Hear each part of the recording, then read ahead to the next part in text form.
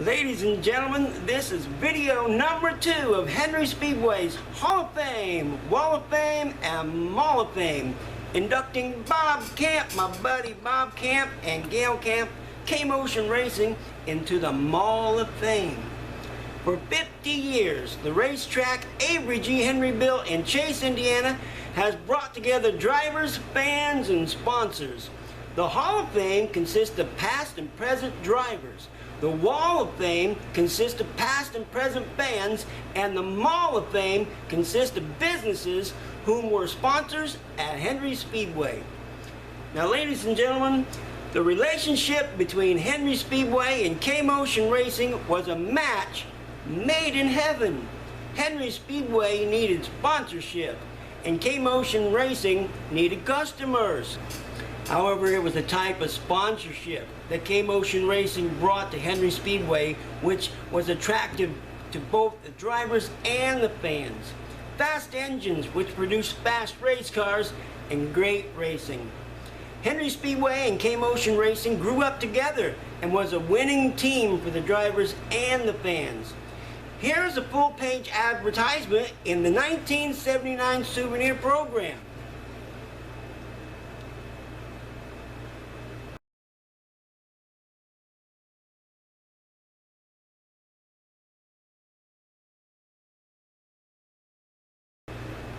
And here, ladies and gentlemen, is a picture of K-Motion Racing donating $2,000 to the track champions in 1993, also providing the very nice trophies.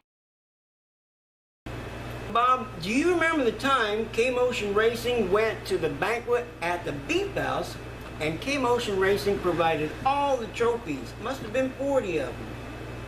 Oh yes, I remember that. That was a real nice banquet. We was glad to be a part of that. Had some really nice trophies for some really good racers, and we really had a good time there. Now, Bob, also, K-Motion Racing sponsored a bunch of races. How about this one with J.R. Coiner? Yeah, that's a modified race. I'm not sure what the pay was for that or what the whole story of that race was, but it was one that we were involved in. That's a picture of J.R. and I'm there with him. And another race you sponsored was Herb Johnson. Herb Johnson was a modified race. Herb did a real good job, and that was a real special race. Good team work with him. He did a good job. Point was that K-Motion Racing sponsored these races. That's correct. So as you can tell, ladies and gentlemen, no other sponsor stands out above K-Motion Racing. Tonight, we're going to share with everyone some special stories about K-Motion Racing and Henry Speedway. Some very special memories. Now, ladies and gentlemen, here's a story of how K-Motion Racing got its name. It came from drag racing. Bob, tell us the story. This was my first drag car. It was a 57 Corvette, and back then, all the race cars, individuals, had some kind of catchy name to it. Well, my name started with a K.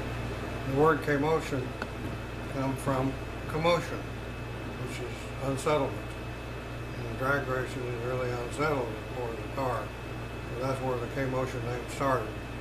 And then as it went on, it became K-Motion Bob. So then when I got ready to start my business, well, everybody knew me as K-Motion, so that's how we started. That's where the name K-Motion started. This was the second car that I built. I built this in 1972. I ran this for a couple of years. The next car I built was a Corvette. It was this Corvette here. Set many records with this, many national and world records. Maybe we should show your national and world records, Bob. There's 17 in the world records and national records combined. That's not really what they look like. That's a national record. This is a world record here. Now, Bob, your drag race cars, those engines were so powerful. Show us a picture of that engine that allowed your daughter to go 200 miles per hour in a drag strip car. Yeah, this is a picture of the engine I built. It's 1,250 horsepower. Here's a picture of the car. She was the only woman to have ever run 200 miles an hour in a car of that class. Here's another picture of it. Now, Bob, tell us about the story when you built your first race car with a K-Motion racing engine and this famous driver, Bruce Hartley. This was my first attempt at owning and building a oval track car, because like I said, I've always been a drag racer. So we built this car, the motor for it, and put Bruce Hartley in it. I figured we had a pretty good combination there. So they had a big race at Henry's there. It's called the Midwest 50. With a lot of big names. It's a high-paying race. We had fast time. We led 33 laps of the feature and won the feature over such notables as Bobby Dotter and some ASA type people. And that was my first attempt. This is a picture of the winner's circle. That was the winning trophy.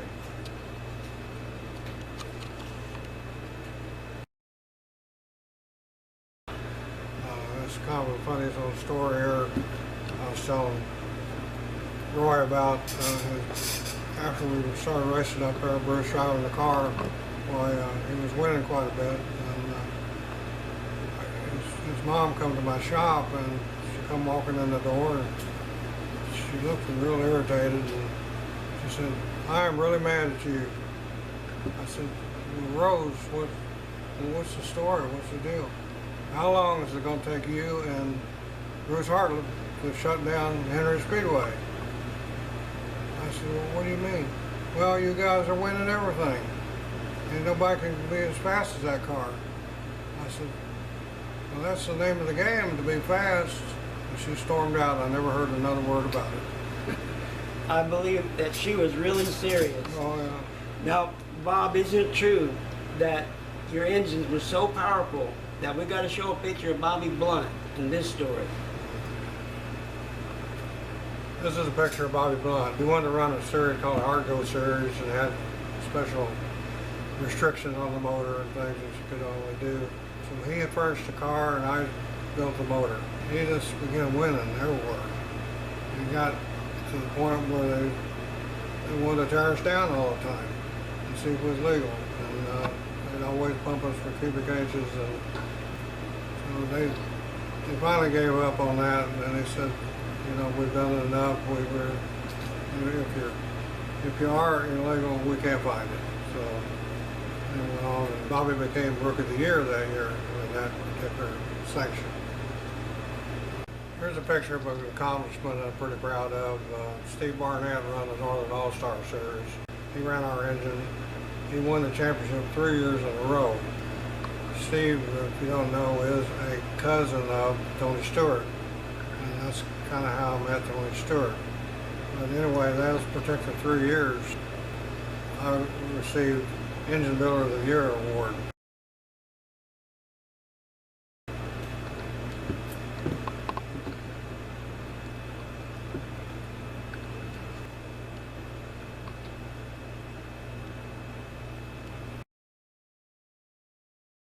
Tony Stewart's car, we did the dirt lake model engines for him for different occasions.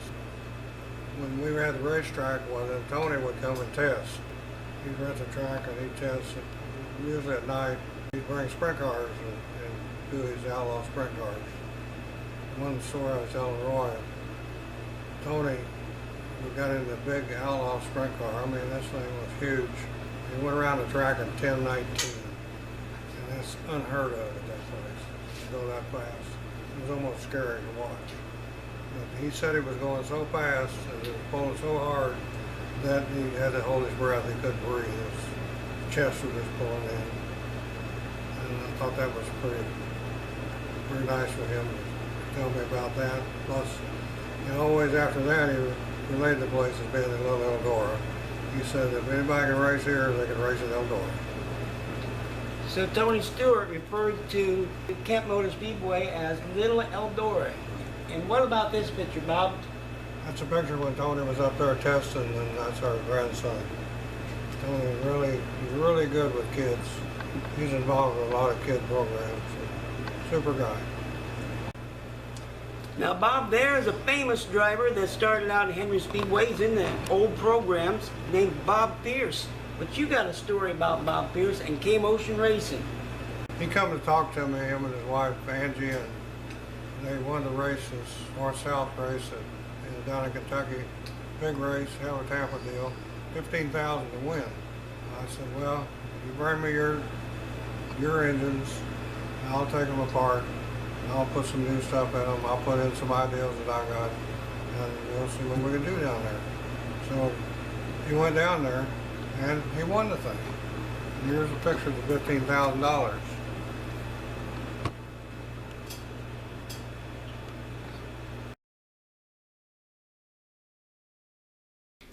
I have some pictures here that shows a little bit of the diversity of K-Motion. We built sprint car engines for quite a few people, and here's just a few pictures of them. This is Ray Kennons here. He's a local driver. This is Dave Darlin. We did some motors for him. And this is Champ Dirt Car, USAC Champ Dirt Car. We also built the engine for that. But we not only did late model and modifieds, but we did sprint cars also. Now we're ready to introduce Gayle. Ladies and gentlemen, Gayle Kamp came into the picture in 1995, whom Bob married in 1997, saying she was the love of his life. Yet this marriage went on to be the marriage in ways helping to establish other well-known drivers, such as Justin Gregory, Jamie Wilson, Matt Davis, and Jerry Danford. And Gayle's going to tell us these stories. Yes, Bob built the engines and I owned the cars. And this is Justin Gregory. Justin came to work for us through a program from his high school at McCutcheon. The teacher came and talked to us about an apprenticeship, and Justin went to work with us in the afternoons, and he was involved with Daryl and Joe Reynolds with the MMA, and he was wanting a car, so I bought a car from Joe, and Bob put an engine in it, and Justin drove it. We called it our Turtle. We had a lot of fun in it. Justin still, to this day, wears the uniform that says GK Motorsports. And a lot of people have asked me, what does GK Motorsports mean? Which was kind of funny to hear that, because it's Gayle Kamp. Now, Gayle, here's another picture of Justin Gregory. Yes, this is a winning picture. We're still good friends with him and his wife and his two boys. His younger boy, when we had the track, was so funny because if we had a pink armband, he wouldn't wear it. So we always had to bring a couple different colors for him to wear because he wouldn't wear a pink one. Now, Gayle, there's a very special story about GK Motorsports and Jerry Danford. Yeah, Jerry Danford was in modifieds and he needed a ride, and so I bought the car and Bob put the motor in it, and we raced it under GK Motorsports, and he did win the track championship up there, and he set a track record with it. And Gayle, this guy is a very special guy in my heart because he's part of my relation. And he became kind of part of your relation too, didn't he? Yeah, he's been a son that we never had, and added on a daughter, which gave us 4 daughters then, and they're still very close and dear to our heart, and that's Jamie Wilson, him and his wife Lori. And at the time it was just Sydney, and Sid used to come home and spend the night with me, or when they went racing, Sid and I would stay back and do things together. And since then they've had 2 more children, but will always be family to us. And he started out with modifieds. First he had his own modified, and then we done the motors for him. And then we bought a modified and put Jamie in it with our motor. And then we decided to move up to late model racing. I own the late model. The first car we bought was a GRT. That was my favorite car. Then we also bought a Masters built, and then we bought a Rayburn. But Jamie is still near and dear to our heart. And this is a good picture of Jamie. It's got the GK Motorsports on his uniform. And Gayle, one of the last stories you have is about Matt Davis with GK Motorsports. Yes, the time that we had Jamie's late models, when we bought the Masters built, we also bought a Rayburn car. And then we decided that we would put Matt Davis into the Rayburn car. We took him to Volusia with us in Florida. His career didn't last too long down there as he was putting the fence. And also in this car, before Matt, we had some test and tune out at the track, and we put Ian Keller in there. And Ian proved to be a very good late model driver, and as you know, he's a good street stock driver, but he's also a good late model driver. Now, Bob, the love of your life came into your life in 1995, 1996. You were married in 1997, but you had no idea what you were getting prepared for. When GK Motorsports came into action, it kind of brought you both into the racing picture and was really preparing you for what was going to happen in 2001. Tell us what happened in 2001. Well, 2001, we went to a sheriff's auction and we purchased the racetrack. It was in pretty poor condition, so we had a lot of work to do. I have a cousin that's in Kentucky that's in the strip mining business. She told me about a virgin clay that was in there, a vein. There's a vein that was something like 200 or 300 yards long and about the same in width. So we would decide we'd haul it up here. And it took 212 semi-truckloads to bring it up here. Here's a picture of what it looked like after it was put on the track. Now, Bob, I don't know if they heard Gayle say it, but that dirt, that clay was virtually rock-free. Okay, then by getting that on there, we went through the complete track. So we put a chain link fence all the way around it. We put new lighting, new wiring, new plumbing, new restroom, a lot of work to get the place in operation. New scoreboard too. New scoreboard, new timing system, reconfigured the racetrack, made the straightaways on the front stretch a little straighter, made it a little more racy, put vinyl covering in all the seats, all the grandstand. Changed the exit and the entrance for the race cars to get onto the track and off the track, which made it a lot less complicated, a lot more trouble-free as far as congestion. We put light poles in the pit area, put all new lights in the pits, and added lights to the existing lights in the racetrack, put some new lighting across from the flagmans. Tried to make everything a lot better. Now, Bob, with all the improvements you made to the track, a great thing happened. It caught the attention of UMP, and tell us about that story. Hold it up so everybody can see it.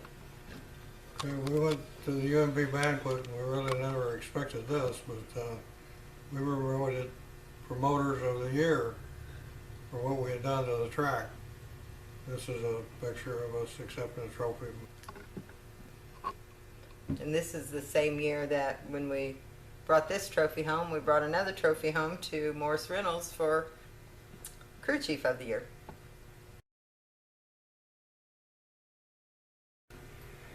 Now, Bob, tell us the story of what happened in 2008. Okay, in 2008, it was recognized as the Racetrack of the Year by UMP. That was another big honor for us. There was a lot of work and dedication to get something like that. And also that year, we were promoters that year. So it was a double deal that year. Bob, here's a listing of people who had engines from K-Motion Racing. You've got your early dirt days, you got the asphalt days, and then after it went back to dirt again. And we'll list these names, and when I have a name that you have a picture of, you can just show the picture. How about that? That'll work. Okay, one of the first engines you made was for Harold Rife. And then you made an engine for George Coonrod, Earl J. Hubert, and Charlie Wheeler. There's Charlie.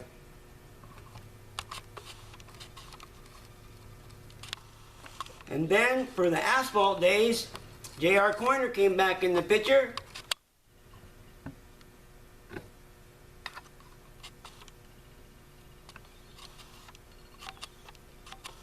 And then again, Bruce Hartlove.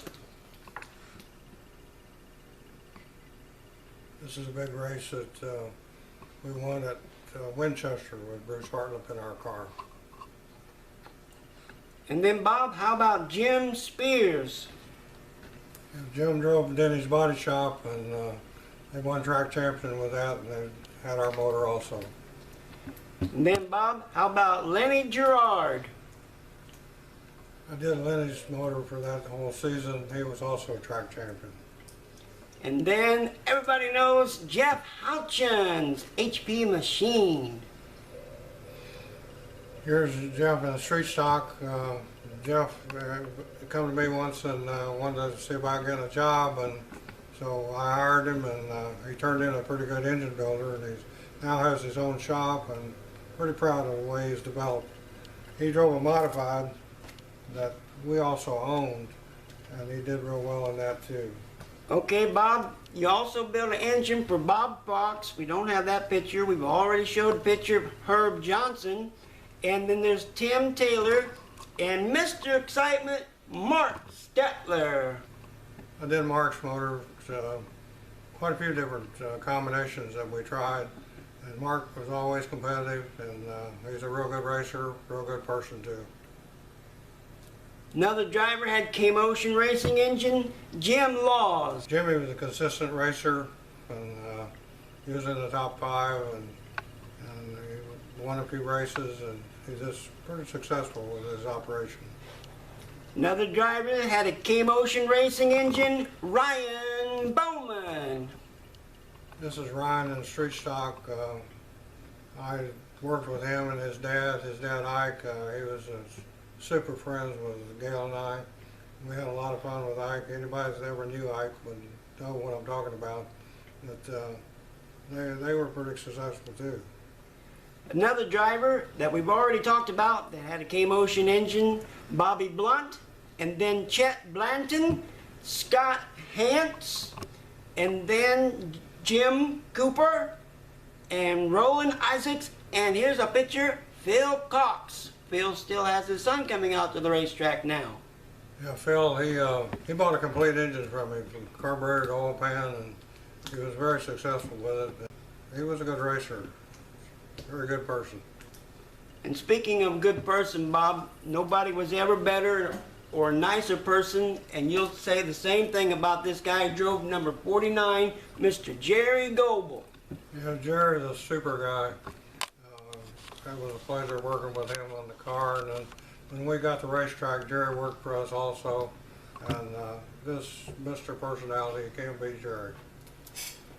And another driver that had a K-Motion engine, Cecil Emery.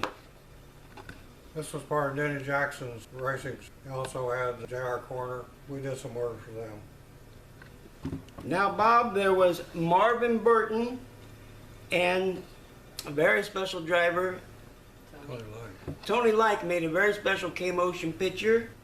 Actually, Tony and his son Jared, they customers of mine, and this is actually Tony's car, and it was my engine, and we took it and rented at Salem, and there was a big race down there, and he finished second. Okay, Bob, the last one for the asphalt that you have listed here was Tony Ade. And then after you went back to dirt, built engines for Jamie Wilson, Jerry Danford, Matt Davis, Justin Gregory, Bob Pierce, Ryan Thomas, Tony Stewart, Steve Barnett, and Ian Hollywood Keller. Yeah, this is Ian. Ian actually worked for me too, and but Ian's got some talent. There's a lot of talent that hasn't been recognized yet, I don't think, because I put him in the late model, let him do some testing for me, and he's doing real well in the street stock now, and I see no reason that he probably won't move up if somebody grabs hold of him. And here's another one, Bob, of Roger Long. Roger, a real good racer. I like working with him and his dad. Very successful. And Bob, how about the son of marvelous Marvin Burton, Arby Burton? Anybody who's been around the racetrack knows Marvin, and they definitely know Arby too by now. But he's Mr. Excitement, that's for sure. Okay, Bob, you had Jared Warner, Bill Warner, Kevin Davis, Jamie Warner, Derek Losh, Right. And how about Brian Rickey? You know, here's a picture of Brian in the winner's circle. I worked with Brian and his dad on quite a few different projects, and his dad still works some stuff with him. Anyway, very good people. Now here's a driver we know at Darty Speedway: Mark Grosvenor, Wes Steiniger, Terry Duncan, Jess Peters. Now, Bob, we have pictures of some of your other people that you were affiliated with K-Motion Racing. These are some older pictures that I came across. Here's one I'm sure everybody knows as well from now. It's Matt Shuey. Matt Shuey was a pretty good racer back then. When Henry Speedway had the figure 8, why, this is Brad Hancock. Brad won the track championship up there. Quite a racer, quite a personable guy, quite a character really. Was a nice guy to be around. And once again, Bob, all these people had K-Motion Racing engines. Right. That's correct. This is a picture of Jerry Danford Jr. He also ran the MMA series with one of our motors. This is Derek Losh. He made this up. It's got like 2 feature wins, 8 heat race wins, 10 top 5s, 30 top 10s, 35th in the national points, top 10 Indiana State points, 3rd in points at Kamp Motor Speedway, 2nd in points at Kokomo. We had quite a successful year. Bob, can you tell us about your relationship with K-Motion Racing and Darrell Reynolds and Joe Reynolds? Okay, this is a picture of Joe. I worked with him and Darrell, his dad. His dad and Gayle became very good friends. Darrell had some health problems, and when we got the racetrack, well, she had a special place in the stands for him, and a special place in the parking area for him, so he could come to the races because he couldn't walk very far. But we fixed that so he could come to all the races. Now, Bob, having said that, could you tell everybody what you did for Avery G. Henry? Because I didn't know until we came to do this interview that you had a special place of bleachers about Avery G. Henry. Right, as you come into the front of the racetrack, you turn to the left, that row of bleachers is made of aluminum. At the top of that, we had a sign made, and that was the Avery Henry Memorial Bleachers. Now, Bob, as you would turn to the right, you had another section of bleachers for another special guy, Ike Bowman, who was the dad of Darren Bowman and Ryan Bowman. Right. We had a tribute for him. We also had an Ike Bowman modified race, too. Everybody missed Ike. Ike was a character. I just loved to talk to him. I accused him of being the mayor of Pine Village. He always had something to say about that. Now, Bob, there is a really special picture that the cameraman just happened to be at the right place at the right time on this day. Tell us about this special picture. This happened in a sprint car race that we had at the track. This guy made a lot of headlines with this because it was on a lot of different sports things. He went clear in the parking lot. I asked Gayle what she missed the most about everything in these latter days. And could you tell us what you said, Gayle? I miss the fans, I miss the drivers, I miss the people that work for us. I especially miss Darrell Reynolds, who was the person that kept me in line with my temper. And I miss Ike Bowman. He was a great guy. With the late model drivers and modified street stock, super street, they were all a great bunch of people. We always had a good time. We partied afterwards. We had camping time down at the creek. We had different parties. We had birthday parties for Bob out there. And I do miss that. We've met people that are lifelong friends now. People from all over the country. Now, Bob, in your hand is a very special paper. People don't know, but you've been nominated to be in the Kentucky Motorsports Hall of Fame. Now, Bob, why would you be nominated to be in the Kentucky Motorsports Hall of Fame? You're from Indiana. Well, actually, I was born in a small town called Calhoun, Kentucky. It was, it's about 20 miles south of Owensboro, Kentucky. I actually moved to Indiana because of Purdue University and schooling. I was nominated for this because of the confidence that I made in the racing industry. I also made a Kentucky Colonel ranking award, and we'll see what happens with that deal.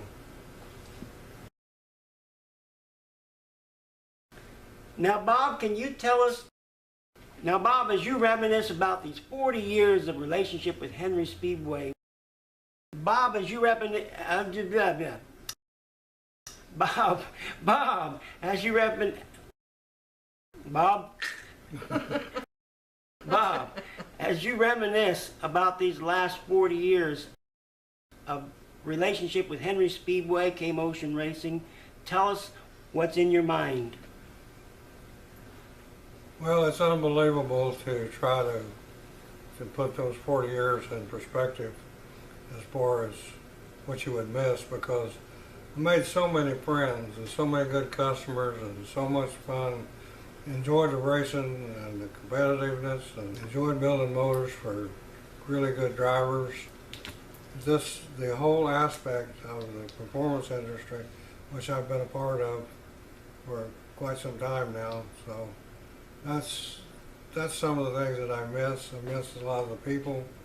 We'd just like to say thank you to the customers we've had, the people that attended the track, the people that helped us with the track. Life goes on. Now, Bob and Gayle, Hall of Fame night will be at Darty Speedway this year on July 23rd, and everybody wants to know if you're going to be there. We'll be there. Well, Bob and Gayle, you are now inducted into the Mall of Fame. You're the very first one. Anyone that wants to see this video, go to our website and click on K-Motion Racing. Bob and Gayle, thank you very much for inviting us into your family and into your home. Bye-bye. Bye.